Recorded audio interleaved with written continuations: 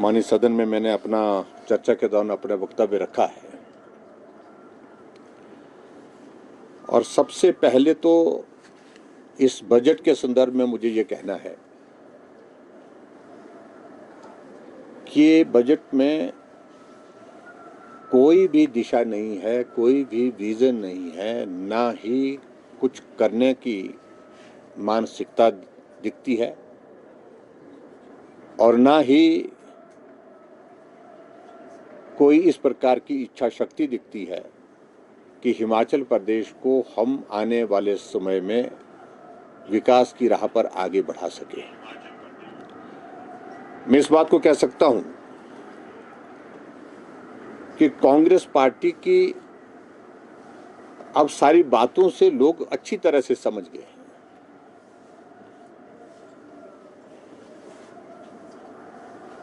चुनाव से पहले झूठी गारंटियां दे करके, झूठ बोल करके सत्ता में आए। सत्ता हासिल करने के बाद पहला बजट प्रस्तुत किया, उसमें बहुत सारी घोषणाएं की।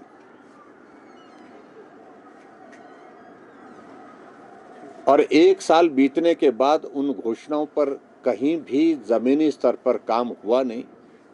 सारी की सारी योजनाएं धरी की धरी, हवा की हवा में रह गई। और उसके पश्चात अभी के इस बजट में 2024-25 के इस बजट में फिर वही क्रम जारी रखा, झूठ बोलने का। मैं समझ सकता हूं कि ठीक लोकसभा के चुनाव से पहले ये बजट प्रस्तुत हुआ है। कुछ वर्गों को इन्होंने थोड़ा थोड़ा लाभ दे करके उनको लुभाने की कोशिश की है,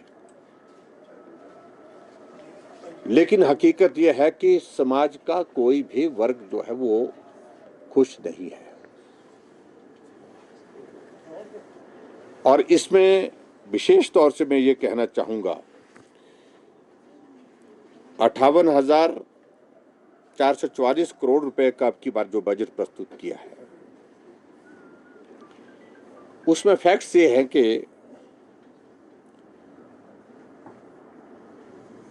कि जो राजस्व प्राप्तियां, जो आंकड़ा प्रस्तुत किया गया है,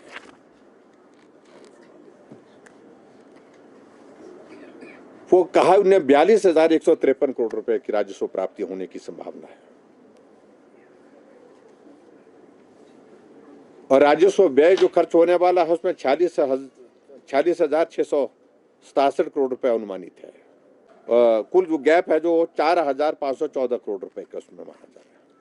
और जो राजकोषीय घाटा उसके जिक्र में उन्होंने कहा है कि बजट में कहा है कि 10,784 करोड़ रुपए का अनुमानित है। जब आप इस बात को अनुभव कर रहे हैं कि बहुत बड़ा गैप है राजस्व प्राप्तियों पर और उसके साथ साथ में देनदारियों पर,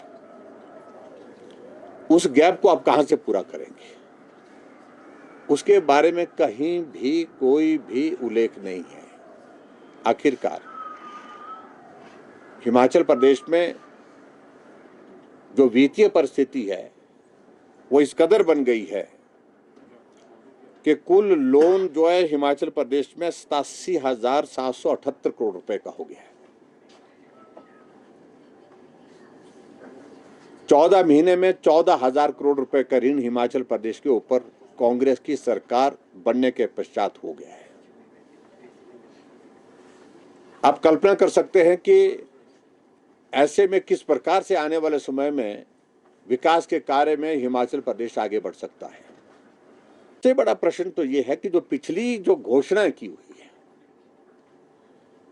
पिछली बार इनकी घोषणाओं में से एक भी घोषणा अभी तक पूरी नहीं हुई है। गारंटियों की घोषणाएं राजनीतिक दृष्टि से की थी, हालांकि उन्होंने कहा कि वो हमारा घोषणा पत्र हमारा नीतिगत दस्तावेज है, उसमें सारी की सारी घोषणाएं अधूरी पड़ी। अधूरी क्या मतलब अभी तक जमीनी हकीकत पर आई नहीं। लेकिन हद तो इस बात की है कि जो बजट में आपने इस माननीय सदन के अंदर, विधानसभा के अंदर प्रस्तुत करते हुए घोषणा की है, उन पर भी काम नहीं हुआ।